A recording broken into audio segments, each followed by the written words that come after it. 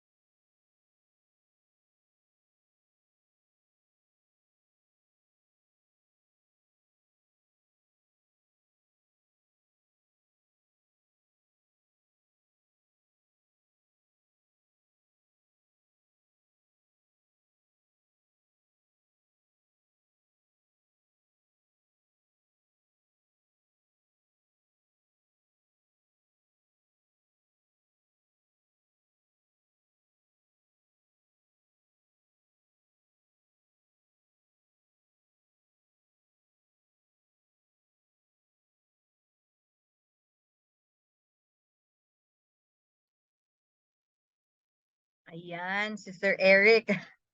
Thank you so much, Sir Eric. So, mention natin ito mamaya.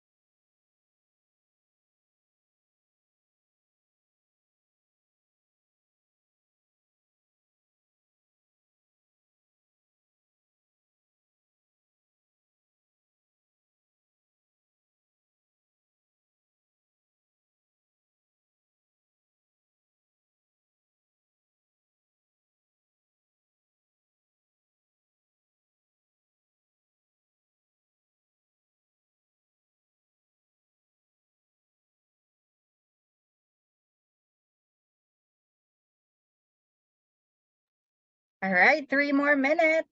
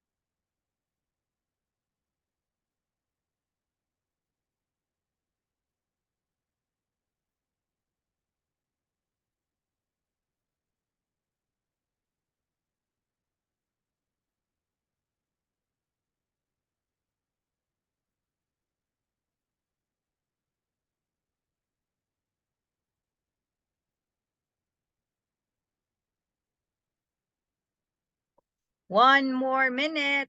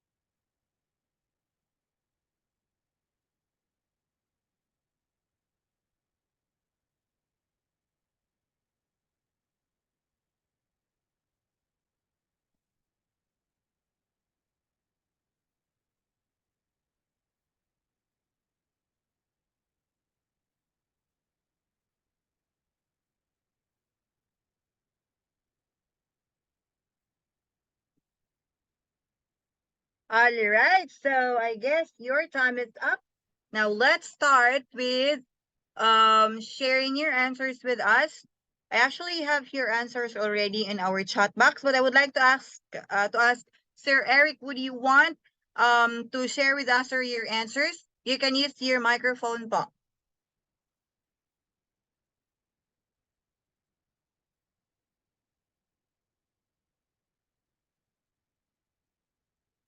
Or you'd like me just to read your answers. Sir Eric actually said that one one way to combat inflation is to pass a new salary standardization law just for inflation. So yes, kasi no, may inflation tapos there is no update when we talk about salary standardization. So siguro it will make each person's life better if ever meron tayong ganito. passing of new salary standardization just adjusted for inflation. And then we have here also from Sir Eric, implement farm mechanization program and government must subsidize the fertilizer, farm inputs such as hybrid rice, corn, and give tax incentives to farm operators to produce more agricultural products, thus lowering the inflation. So that's number 2. Number 3, government must subsidize and give incentive to small and medium-sized business and entrepreneur, thus producing more goods and services, lowering also inflation. Number 4, government must spend money for infrastructure projects, thus money will circulate in the economy. Encourage consumer,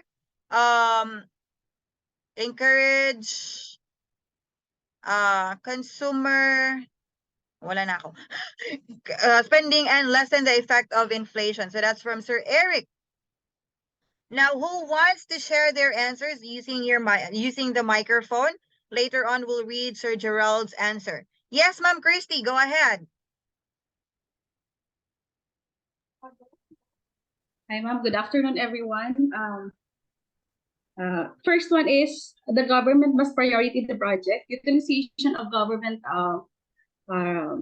resources. And then the second one, save over investment. And from this, it will reduce the demands for goods and services in the economy situation. And then the third one is the strict implementation and collection of taxes.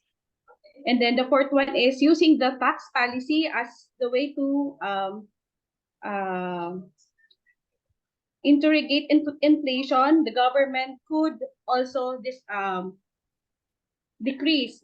And then the last one, establish more projects that could help the local and national government funds by putting livelihood projects.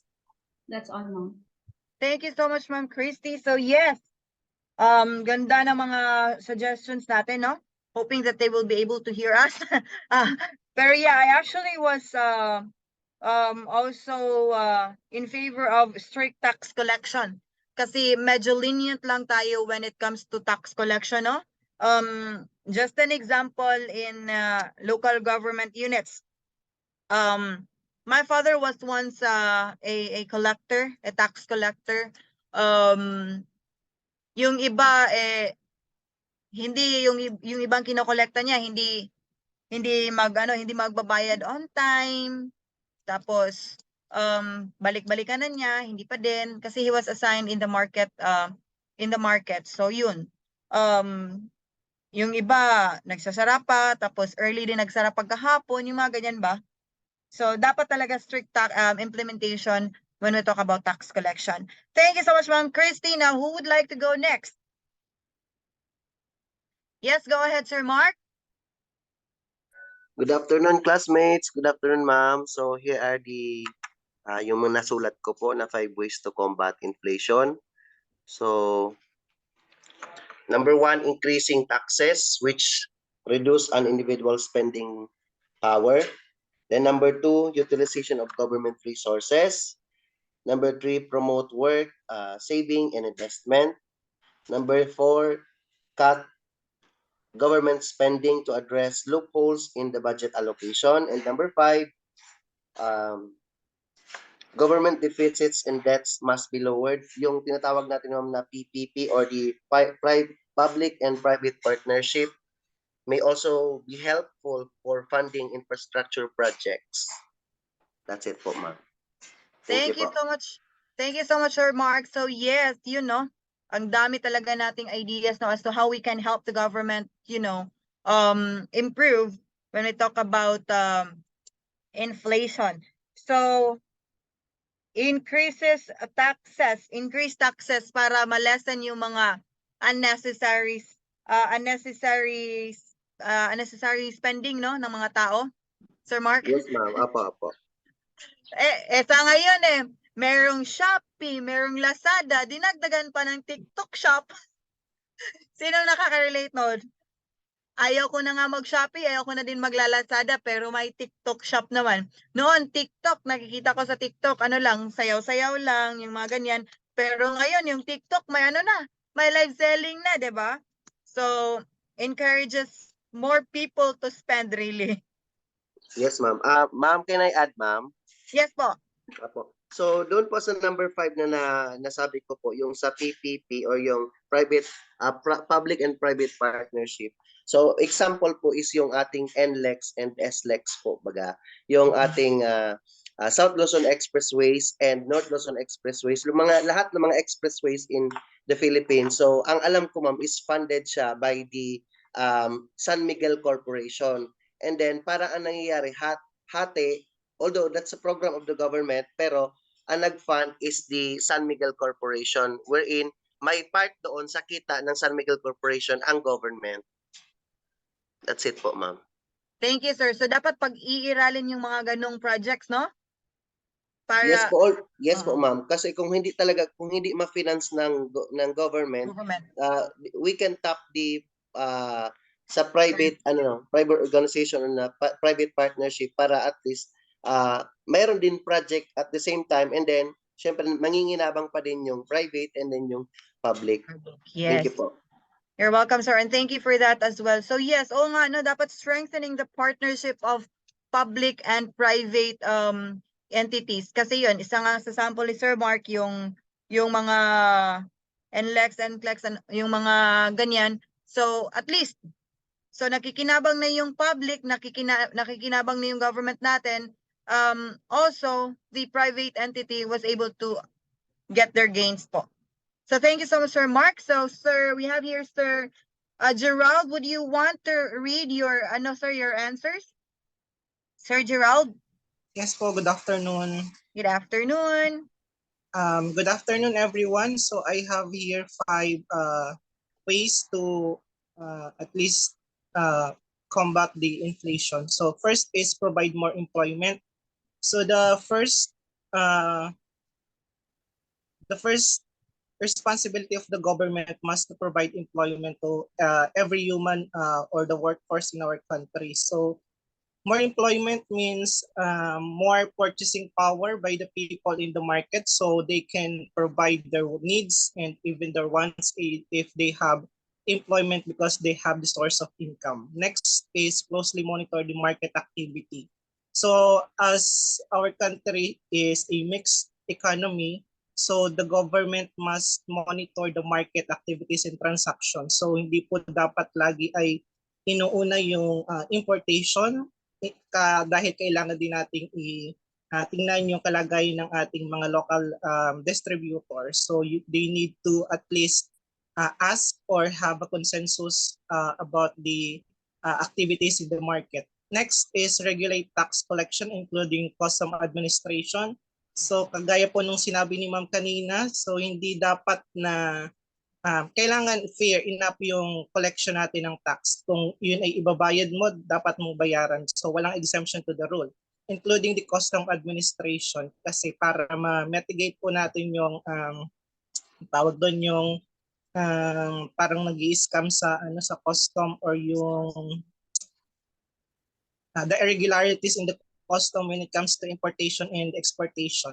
Next is the regulate government purchasing cover deficit or surplus. So although we have budget in the government which has different allocation, we all know that some government agencies still have the surplus and deficit. So kapag nagka-surplus sila, ibig sabihin overspending sila pag deficit, overspending. Pag nag-surplus naman, hindi nila ginagastos yung fund allocated sa kanila, so nagkakaroon ng mismatch when it comes to budget and spending. And then next is utilize government resources. We all know that we have different resources, kahit yung mga nakatagong yaman or it is a government property pero naka-imbak lang, or yung mga properties natin or government resources nakatenga lang. So kumbaga hindi siya nagiging way para to generate more income or to generate resources. So the government must utilize the government resources. Thank you. Thank you so much po, Sir Gerald, for the input. And yes, tama nga naman po, no? For Sir Gerald's inputs and ideas. Number 1, so kapag we provide more employment, of course, maraming makaka-afford. maraming bibili, di ba? Because they can already afford. Now, also with the number 2, monitor the market activity. So, at dito pumapasok yung sinasabi nilang support local. Diba? Ika nga, no? And then, yes, fair tax collections. And of course, number 4, meron din akong, I don't know if this is also in line with this, Sir Gerald, but regulate government purchasing. Yung iba dyan, kahit hindi pa kailangan magpa-purchase ng bagong sasakyan, nagpa-purchase just for the sake for them to have that. Karga po pa ito sa number 4 mo, sir, yung mga ganyan. Nakikita ko kasi na merong mga LGUs na bumibili ng mga sasakyan. Dapat talaga every department has a car, yung mga ganyan. I don't know if that's included on that particular topic, regulate government purchasing to avoid deficit or surplus. So, yung mga ganyang bagay. Thank you so much, Sir Gerald, for your inputs. I really appreciate. Everybody is appreciated po with their ideas and inputs. Now, who wants to go next? Any other ideas po that you want to share? You can raise your hand if you want to share po. Ma'am, can I just add also another? Yes. Yes, go ahead, Ma'am Christy. Another cue that comes in my mind is, corruption can help us to combat inflation actually for our government, especially for those chosen personnel that is being voted by the Filipino citizen na nakaupo sa ngayon. Actually, yung corruption mismo coming from the lawmaker, from those people na nag-handle especially ng budgets. Actually, it can also help to combat inflation through fiscal policy. That's my own opinion, ma'am. Thank you so much, Ma'am Christy. So, I guess anywhere, not just in the government, no?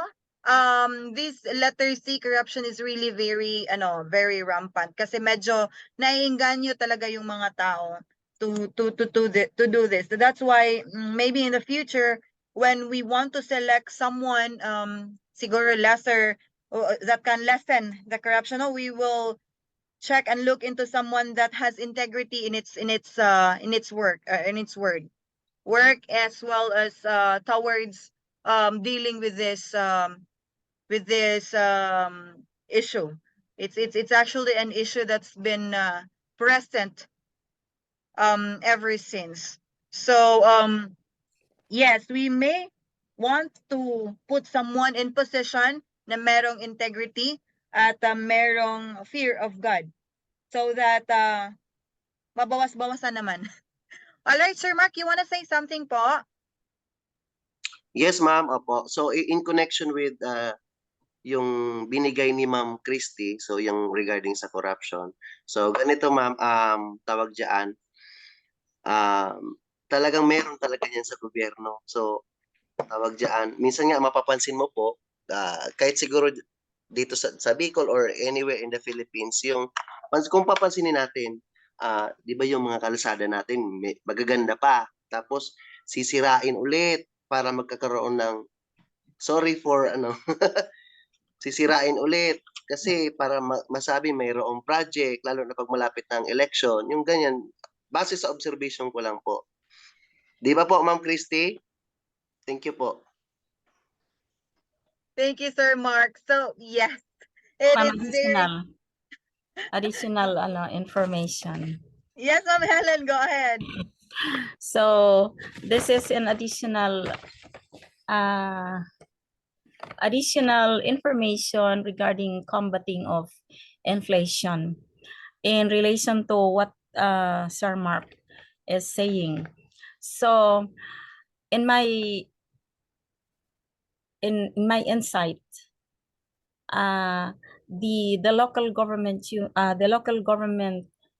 I mean the chief executive of the local government must prioritize correct prioritization of the development projects in their area of concern, because the prioritization,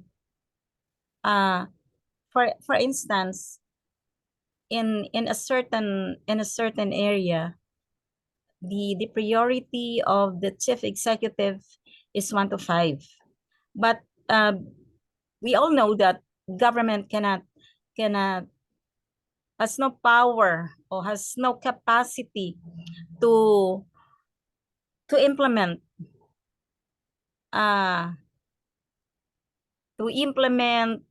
the same, or to implement the whole projects. So we have to prioritize. But since the local executive has also its priority project na medyo makakakuha ng kanilang SOP. So, yun muna ang inuuna nila.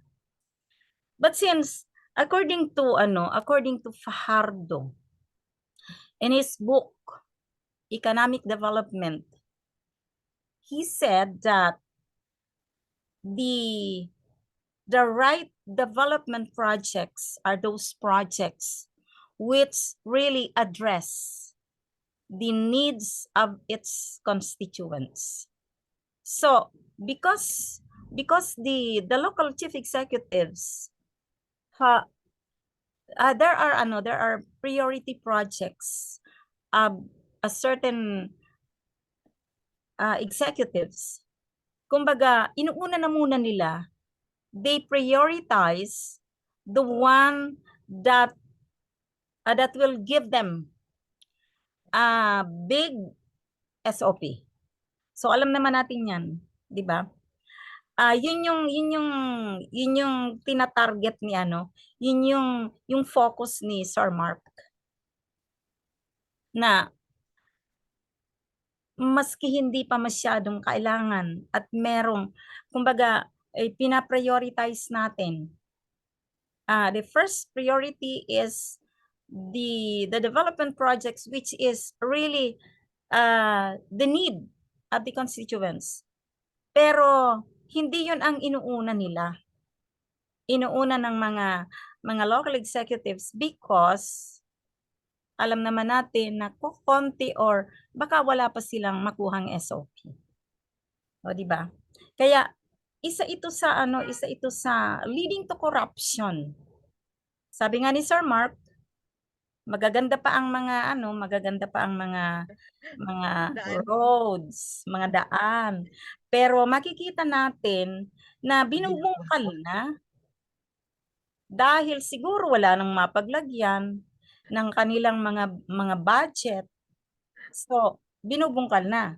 Pero ang sinasabi nila kasi hindi ito base doon sa specification coming from the Department of Public Works and Highways. But since na nakalagay na yun at matibay pa naman, so siguro ilagay na lang nila doon sa mga development projects na kailangan ng kanilang mga constituents. So when we say fiscal administration, fiscal policy, it really a focus on the budgeting. Yung kumbaga saan ba napapapunta yung ating pera?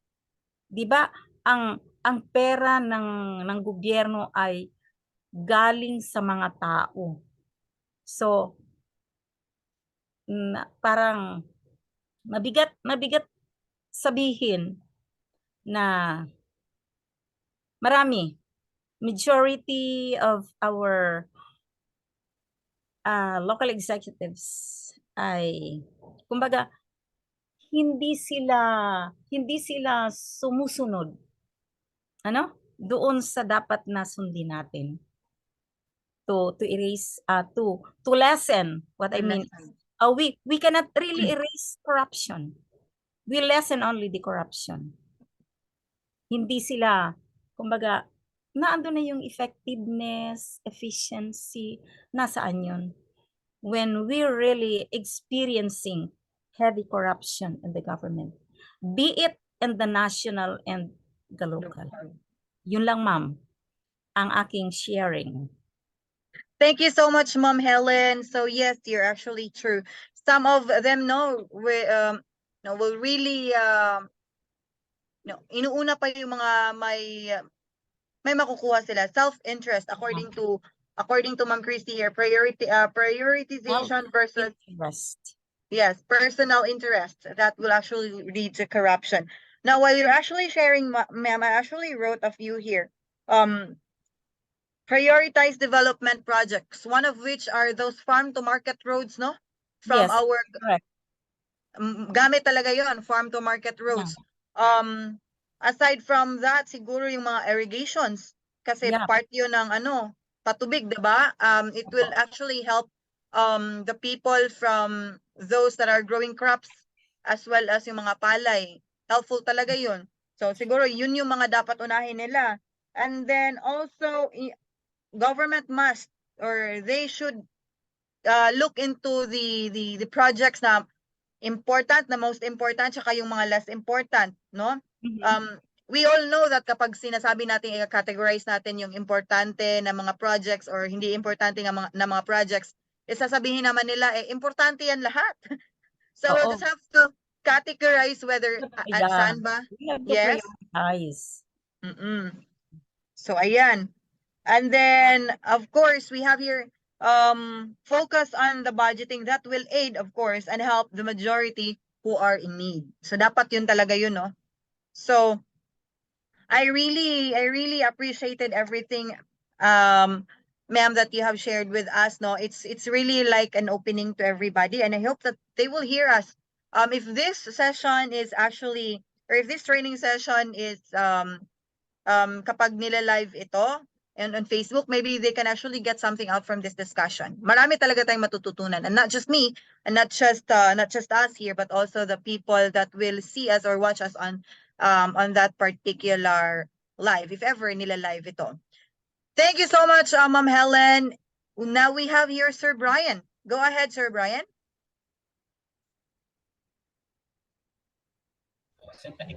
Hi, ma'am. Hi, everyone. Yes, sir.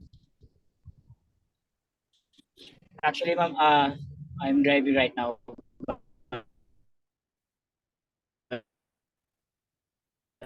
Then again, I would like to participate about is that to promote local tourism and to organize strict organized implementation in the community. Kasi the more we organize the peace and order in the community, we will be able to promote tourism, and in that way, probably we could invite more investors.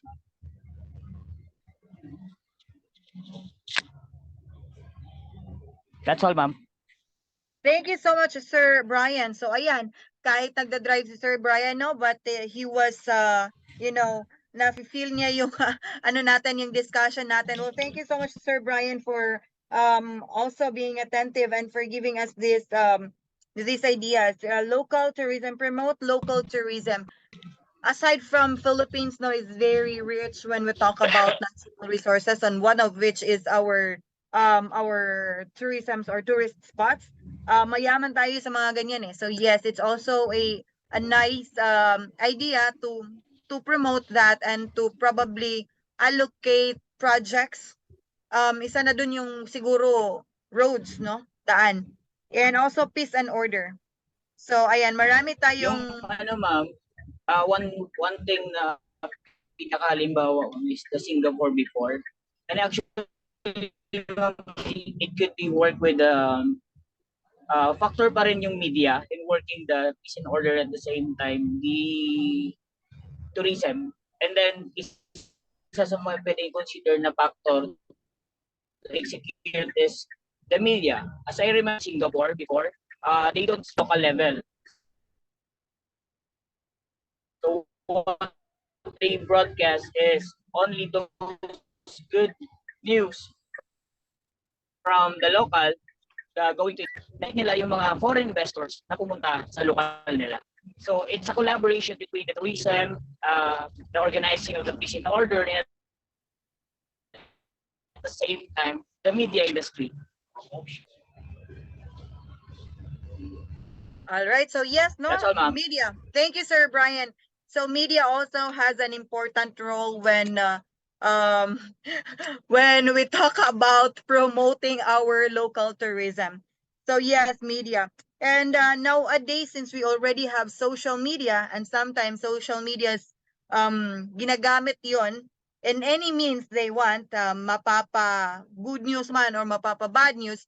And sometimes we Filipinos, we have this talent of really highlighting the bad news or the negative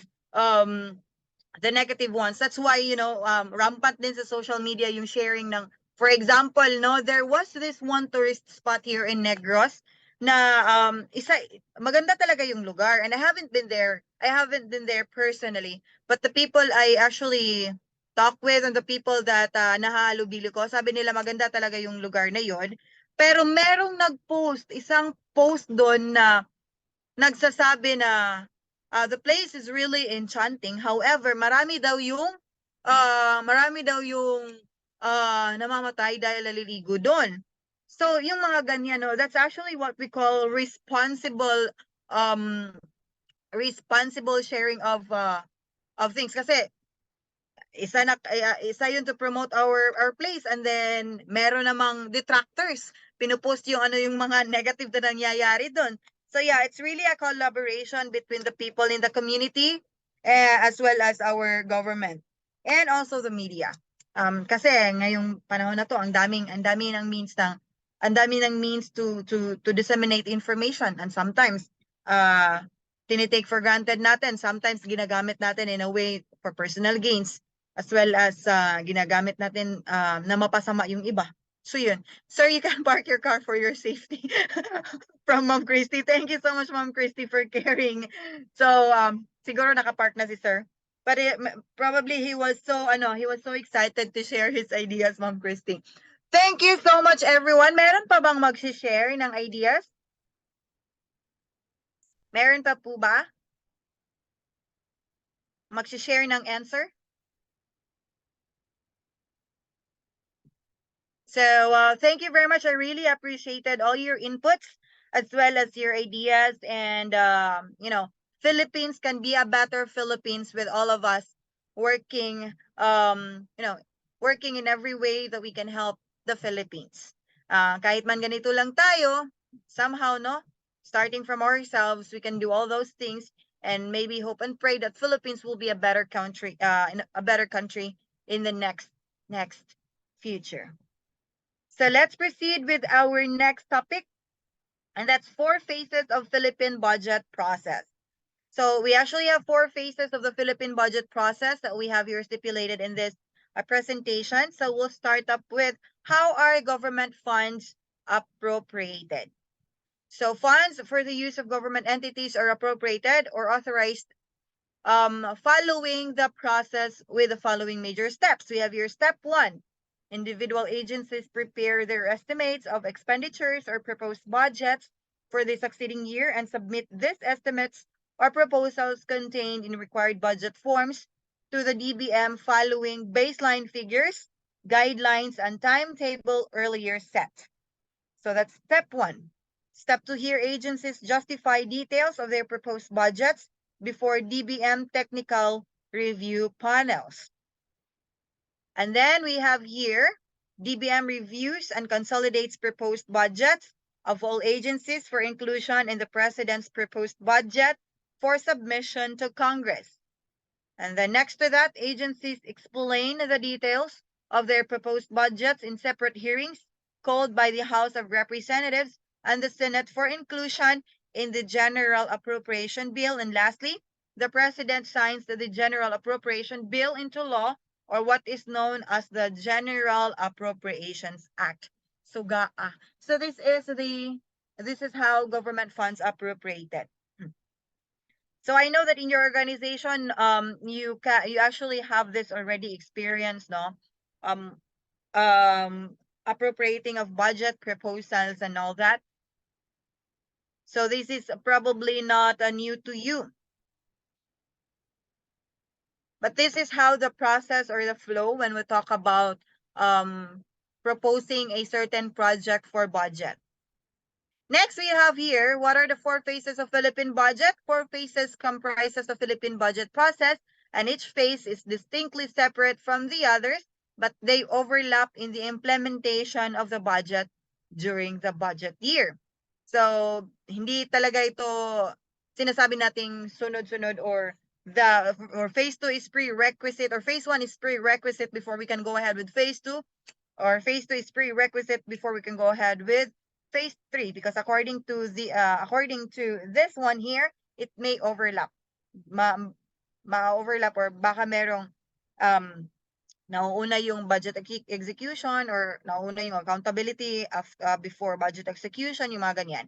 So it's budget preparation, budget legislation, and then we have here budget execution, and then the last one, the phase 4, is accountability. So we'll probably go more with this one here for phase 1, budget preparation.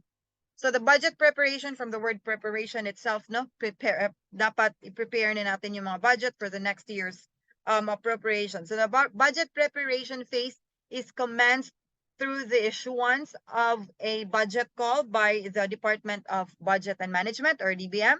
So the budget call contains budget parameter earlier set by the Development Budget Coordination Committee, or the DBCC, as well as policy guidelines and procedures to aid government agencies in the preparation and submission of their budget proposals.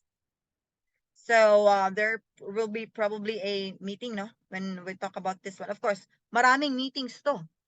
Budget preparations, marami. Meron ba tayong i-slash? Meron ba tayong i-include? Meron ba tayong i-insert? Yung mga ganyan, no? So dapat everything is prepared before we will submit it. So following the issuance of the budget call, the various departments and agencies submit their respective agency budget proposals to the DBM. So the proposals are then presented before a technical panel of the DBM in scheduled budget hearings, wherein the various departments and agencies are given the opportunity to defend their budget proposals. So para kayong may para kayong may thesis defense. You have to lay it all out. Bakit ganito? Bakit ganyan? On that particular hearing. Ididepends mo kung bakit mo kailangang dagdagan yung office supplies. Bakit mo dadagdagan yung appropriation ng road widening mo. Yung mga ganyan. So it will be heard out in a hearing. So the DBM next consolidates the recommended agency budgets into the NEP and BSF. And by the way, NEP is National Expenditure Program, and BSF is BESF is Budget of Expenditures and Sources of Financing. So the NEP provides the details of spending for each department and agency by PAP or PAP, and is submitted in the form of a proposed GAA, General Appropriations Act. So sa preparation pa lang, medyo marami-rami ng oras na ang kailangan, no? So dito natin makikita kung ano yung importante at yung less important. Kung meron ba tayong dinadagdag, meron ba tayong kinuha, or meron ba tayong budget slash, yung mga ganyan. So next we have here the NEP and BSF are thereafter presented by the DBM and DBCC to the President and Cabinet for further refinements or reprioritization. So dito yung priority ba to, kailangan ba to, yung mga ganyan. So once the NEP and the BESF are approved by the President and the Cabinet, the DBM prepares the budget documents for submission to the Congress. So by the preparation pa lang, no, we have a lot to consider. So that's why we can ask, sa ganitong process, bakit ba talaga may nakakalusot pa na ano-ano dyan, na anik-anik? So The NEP and the BESF are thereafter presented by this one here. It's like a flow chart. So this is the budget preparation summary. Ayan. Budget call, corporate budget call. So ayan, from the DBP, budgeting and the national budget call, corporate budget call addressed to all agencies including state universities and college, national call. For corporate budget call addressed to all government-owned and controlled corporations or the GOCCs and government financial institutions or GFIs. So ayan. Don't worry because this material will be sent out to you via email. If you are unable to capture this now, we will be sending this out to you when after this or after the training. So that's phase 1. Now let's go to phase 2, budget legislation. So sa phase 1 pa lang no, ang daming ganap. How much more sa phase 2? So the budget legislation phase covers the period commencing from the time Congress receives the President's budget, which is inclusive of the NEP and the BESF. So up to the President's approval of the, again, GAAE or GAA or General Appropriations Act. So this phase is also known as the budget authorization phase and involves the significant participation of the legislative through its deliberation. So sa phase 1, medyo kinakastigate na yung budget proposal mo. Sa phase 2 naman, dito yung dinideliberate yung proposed budget mo. Initially, the President's budget is assigned to the House of Representatives Appropriations Committee on first reading. So the Appropriations Committee and its various subcommittees schedule and conduct budget hearings to examine the PAPs or the PAPs of the departments and agencies, and thereafter, the House of Representatives drafts the GAB, the General Appropriations Bill. So from General Appropriations Act or GAA to GAB or General Appropriations Bill. So the GAB is sponsored, presented, and defended by the House of Representatives, Appropriations Committee, and subcommittees in plenary sessions. So as with other laws, the GAB is approved on third reading before the House of Representatives. Version is transmitted to the Senate. So dito pa lang, medyo medyo ang dami ng questions or ang dami ng dapat gawin para lang ma-approve yung budget. But then again, it is because the money that we are going to spend, it's not only owned by one person. Kaya ang dami nating pagdadaanan because the money that we are going to use to spend, the money that the government will be spending is not only owned by one person. So that's why ganito. So the budget legislation summary looks like this. President's budget is assigned in the House of Representatives. And then we'll go to the draft, yung mga hearing. Dinadraft na nila yung GAB or General Appropriations Bill. And then the draft is then presented and defended by the House of Representatives in the plenary sessions. And then, of course, the General Appropriations Bill is approved and on the third reading, transmitted to the Senate and will now be called as General Appropriations Act. So a bill, then after that, an act. So, ano pala yung pagkasabi ko kanina? Baliktad. So, ayan. I just have one question though, and I don't know if this is the right avenue. But meron po bang instances that the proposed budget that we submitted and already in the phase 2 of this in phase 2, like budget legislation na siya, meron pa po bang chances yon na madi-disapprove? Kasi tanong na sabi natin always approve eh. So there might be some proposals no na hindi na-approve.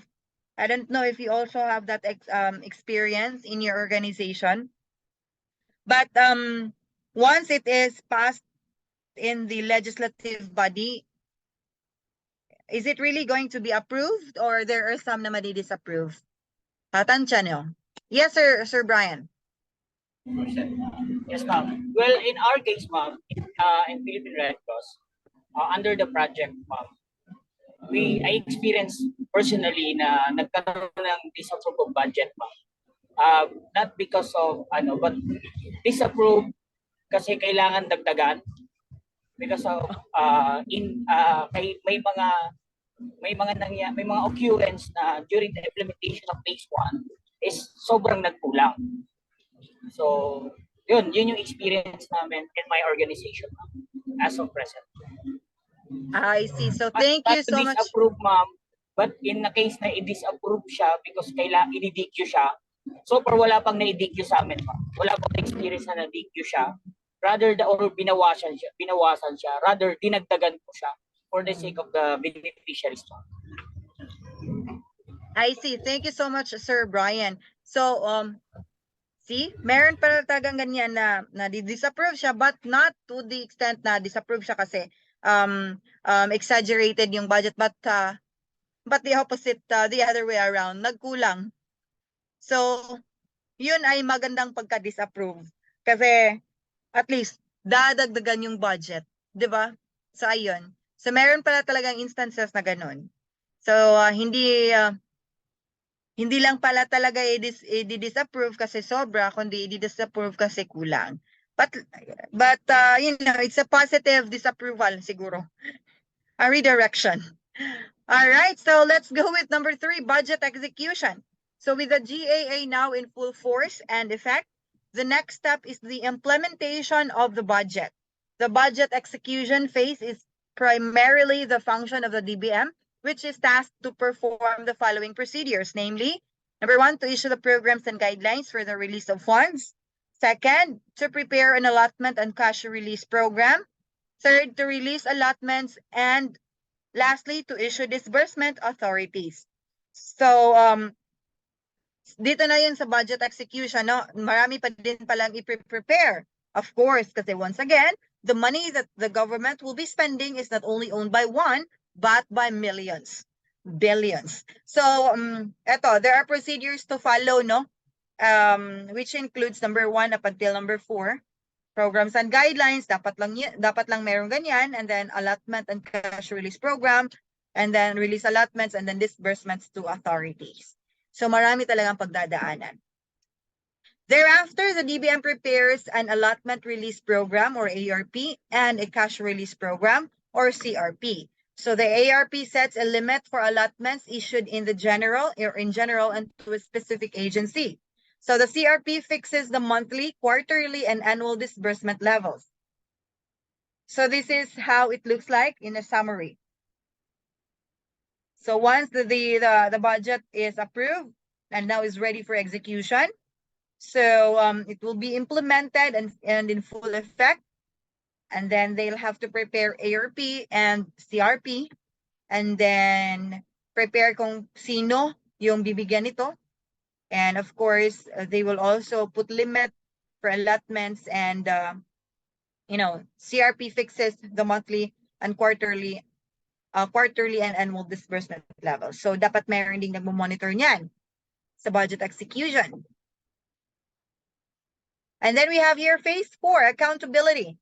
Accountability is a significant phase of the budget cycle because it ensures that the government funds have been effectively and efficiently utilized to achieve the state's socio-economic goals. So it also allows the DBM to assess the performance of agencies during the fiscal year for the purpose of implementing reforms and establishing new policies. So this is where we ensure that the funds that we allocated were utilized to achieve its goals. So dito yun sa accountability. And then I actually heard some departments or some organizations, kapag hindi nila naubos yung appropriation nila for that entire for that fiscal year, meron silang mga activities na nagsusulputan prior that the end of that fiscal year, na it was not originally stipulated and it was not originally proposed, para lang maubos yung mga budget nila. Kasi I think if hindi nila naubos yung project, I mean yung budget. I don't know if this is true but I heard that kapag hindi kasi naubos yung budget, i-return i-return yung remaining na budget. Totoo ba po? Totoo ba yan? Oh, nagiging curious. The curious me. So is it true that if ever the budget is not utilized or hindi na ubos for that entire fiscal year, i-return yan? Is it true? True or Yeah. false? Yes, Yes, ma'am. ma'am. Actually, yes po. Yes po. Okay. So that's why pala no I'm not just, so that's why there are other agencies that ang dami nila activities pag December. Ay, ang daming activities. But it's actually nice na merong ganon. At least they have, they put limits on their expenditures. First quarter, second quarter, third quarter, and then here comes fourth quarter, bongga na. Yes, Sir Gerald, go ahead.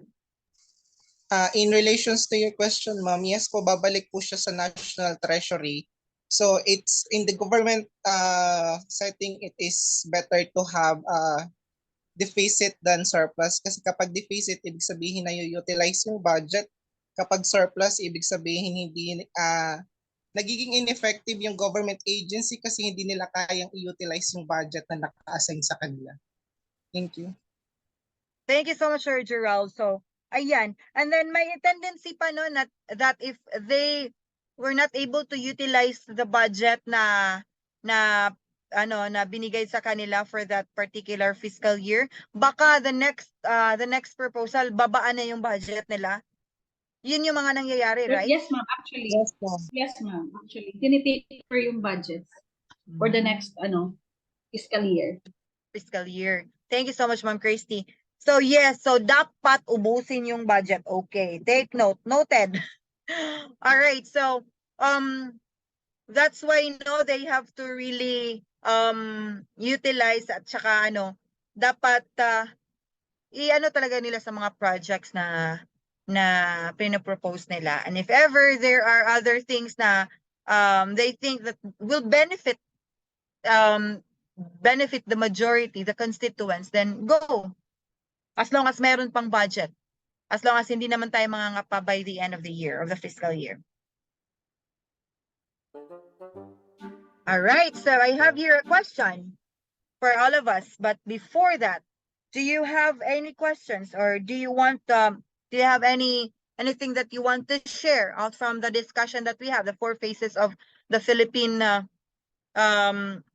budgeting? I mean, I have a question, or if you have any question about that, or may phase pa kayo na pwedeng idagdag, phase 4 lang tayo. Pag gusto nyo pang may phase 5, go ahead. You can share. So with the phases that we have discussed, saan ba dito yung medyo mas mahirap?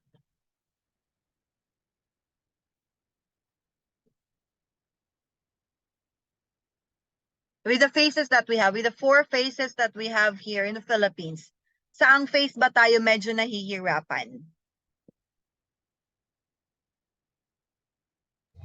Phase 1, I think, ma'am.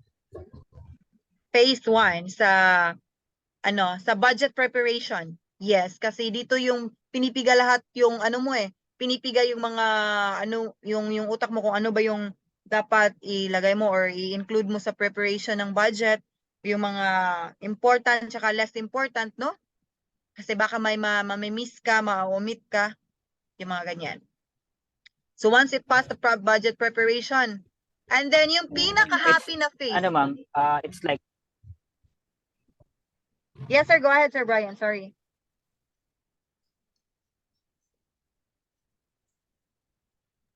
phase 1, ma'am, kasi parang suntok sa buwan. Phase 1 kasi parang suntok sa buwan, according to Sir Brian. Oo nga, palaging nakakross yung finger para para ma-approve. Yes, Ma'am Helen, do you want to share? Yes, ma'am. So in my case, may I share to you my experience? Pero hindi ito yung experience ko, what I have learned from a previous experience of the local government units. The crucial part is the approval of the budget. Why? Because in the approval of the budget, if the the local executive and the chief of the legislative are not coming from one party, no, a political party, doon nagkakaproblema. Doon nagkakaproblema. So Correct. in our province, we experienced that two municipalities were not the budget of the two municipalities were not approved by the Sangguniang Panlalawigan because of political issue. So pity for them because the previous budget was the basis doon sa nila sa appropriation ay kumbaga yung disbursement because the new budget was not able to it was not approved by the Sangguniang Panlalawigan. So, ito yung mga nakikita natin dito sa local government unit, but not in the national. So, the same, you will also defend the same national and the local. You will still defend the budget kung paano nangyaring nag-increase. So, palagi naman tayong nag-i-increase, di ba? Wala namang decrease yan. Opo. Yun lang. Parehas nagdi-defend. Kaya lamang,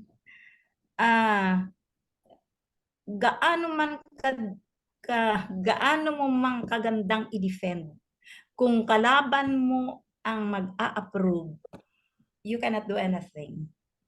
So that's the reason why mahirap magtrabaho. In my case, mahirap magtrabaho with the local government units.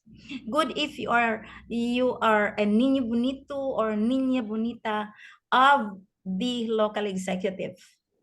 And then after that, if you are niño or niña bonita, niño bonito, you are only good to work hand in hand with the local government executive in 3 years. What if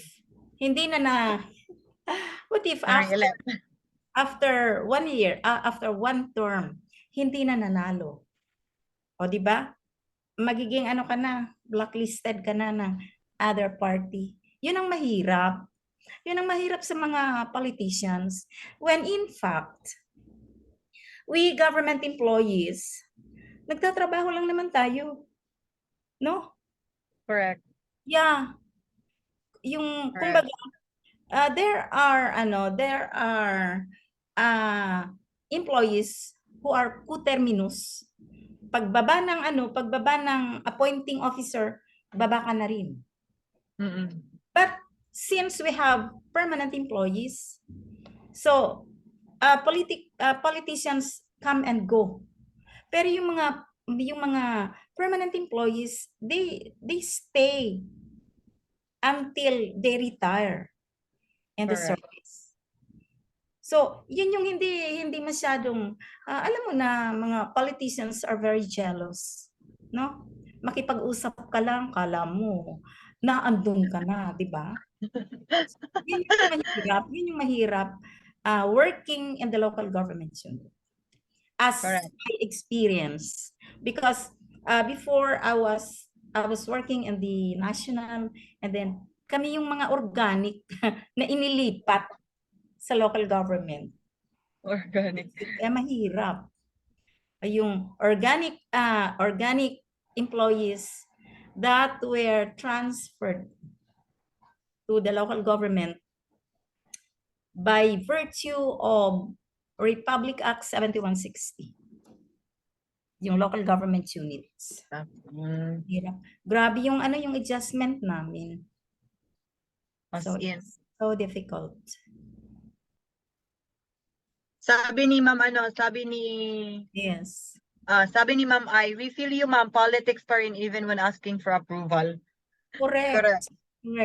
But then, in politics, there are also politics in the national. Meron. There are politics in the national and even in the private. But Meron. yeah, pero hindi gaanong matindi compare sa local government. Oo, mahirap talaga. Correct. Sasabihin nila, meron ka bang puting kabayo? You see? White horse. Pero qualified ka naman. You need not to look for a white horse just to be in. You see? Correct. Yes. Yun. We actually feel you, ma'am. Ako din. Nafe-feel ko, and yes, it's really very relatable. Medyo nakaka-relate din because when you are no longer, when the party that you are working with, kapag hindi na, itatapon ka na nila kahit saan. Yeah, that's true. Yes. My father was once an LGU employee. And when kapag yung hindi nanalo yung namin, yung mayor namin. So it was also one deciding factor for me also to work away from my city that time. It was in the years 2007. So that's the time for me na nagve-venture talaga ako sa ibang lugar kasi I was once a job order worker, and the promise, see the promise of that politico was to, of course, put us in place once he wins. However, once he won. However, hindi siya nanalo. So yun, I have to be na-remove ako as JO, and then yung papa ko, since regular naman, hindi sila hindi nila na-remove kasi regular na. So that's why tinapon nila sa malayong lugar, but still within the same city. Or else inaano nila pino-floating. Pino-floating. And then hinihintay na lang nila yung tao na magsusurrender. Correct. So yan, Ma'am Helen, it's really relatable, Ma'am Helen, no? It's not probably like that to the extent na ganun talaga, but related, makaka-relate talaga lahat. Anywhere in public sector, most commonly in private sector din, meron din ganyan sa current organization ko. Yes, meron din ganyan. So yung mga decisions nila will be politically motivated. And then they forgot that their main goal is to serve the people, serve the majority, serve the public, yung mga ganyan. So salamat po Ma'am Helen sa sharing mo po. I know that a lot of us here can relate to that, and we actually have a lot also to say about it. And thank you very much po. Marami tayong natututunan this afternoon, and I really appreciate. This is actually one particular group na marami din akong natututunan, So it's not just us resource speakers na magbibigay ng more information, but it's actually a two-way street. So I have here a question for all of us, for all of you. So if you were to decide, what aspect in the fiscal policy would you like to change or improve? So if you are to decide, what aspect in the fiscal policy would you like to change or improve? You can write that one down on the comment section or on our chat box, comment section. Parang nagla-live lang ng Facebook. So you can use the chat box to answer that question, or if you want, you can use your microphone po. So, what aspect in the fiscal policy would you like to change or improve?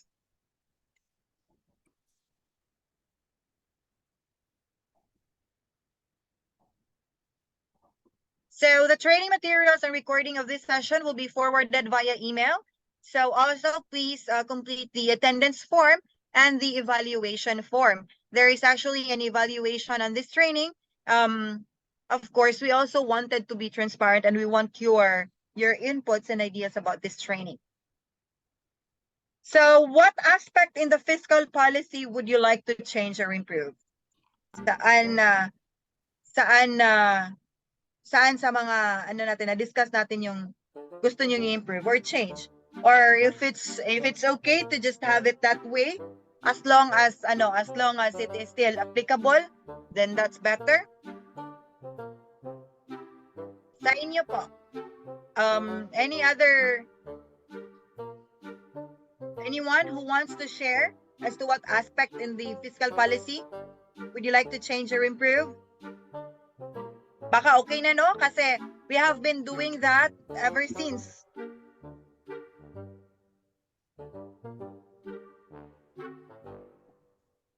And as of the moment, yes, Ma'am Christine. Yes, ma'am. Can I share my insight about the question, ma'am? What if I will be deciding what aspect in the fiscal policy would I change or improve? Since fiscal policy have the two main tools, which is the taxes and the spending of it. Also, having as I've said a while ago, that if we have strict implementation or strict in terms of collection of taxes in our government, government right now. So I think, and then at the same time, the approval and then the prioritization of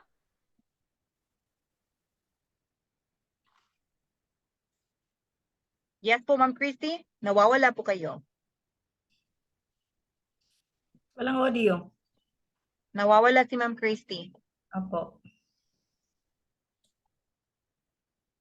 Naglalag po siya. So, yes, it may be improvement of tax collection. That's what Ma'am Christy wanted to share. And then, siguro sa areas ng approval, no, and appropriation. So, yun. Maybe we can have that one improved.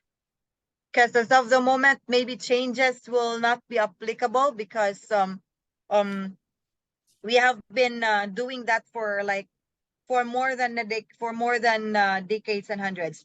Yes, go ahead po. Yes, go ahead po, Ma'am Christy. So that we can share it to the group as well. Improve or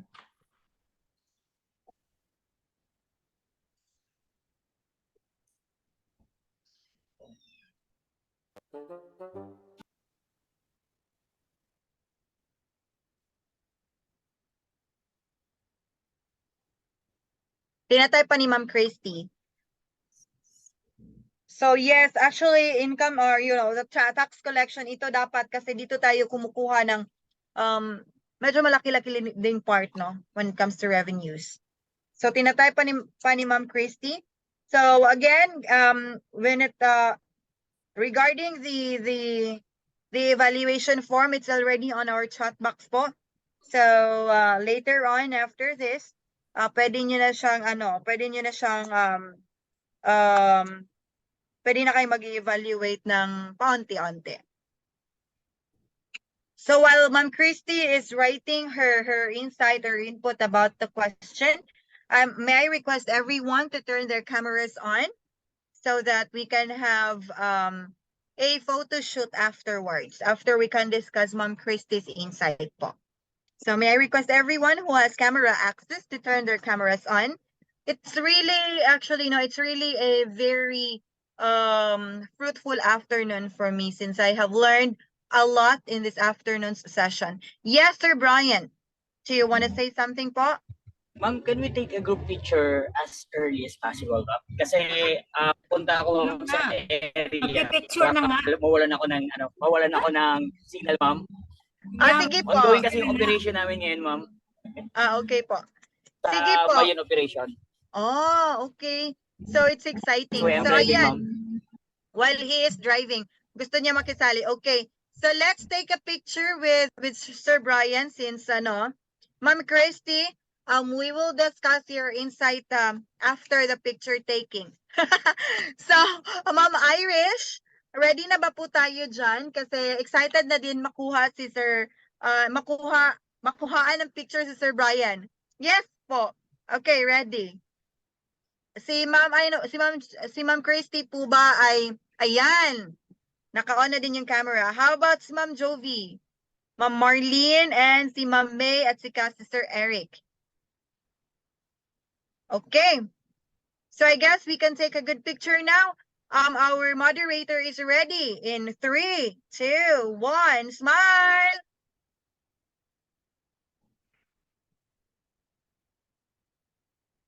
Ayan, perfect. Awesome, awesome.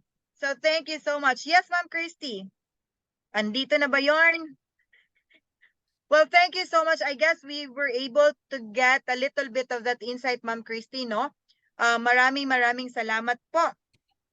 And of course, if you have other opportunities no, of trainings and seminars like this, please feel free to contact us po, Stellar Training Consultancy Services, because we are very much more than willing to help you as well as to facilitate for you guys. So taxes and spending it, prioritization and of projects, taxes influence the economy by determining how much budget the government has to spend in a certain area.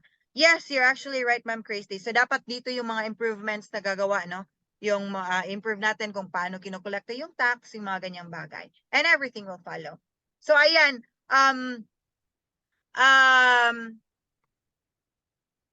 Ma'am Jovi actually has her camera turned on now. So we can also take one more good picture before we can go. So Ma'am Irish, si Ma'am Jovi, Sir Brian, ayan, one more good picture. Ma'am Christy, if your camera Abang traffic, ma'am. Abang traffic, ayan, gusto talaga. Okay, all right, Ma'am, Ma'am one more picture for us, please. Thank you very much. So, ayan, meron tayong kasaling isa. Sige, go po. Ready? In 3, 2, 1, smile!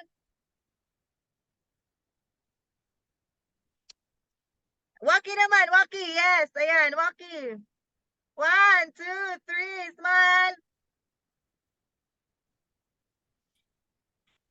Ayan, perfect. Thank you very much. Thank you very much for, for having us.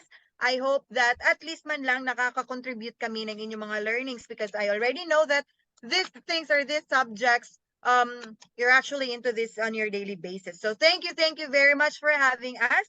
And I hope that on your next training sessions, we will be able to, we will be still your partner. So thank you very much, University of Northeastern Philippines, and the rest of the participants. Maraming salamat po. Enjoy the rest of your Sunday and take care, everyone. Goodbye po.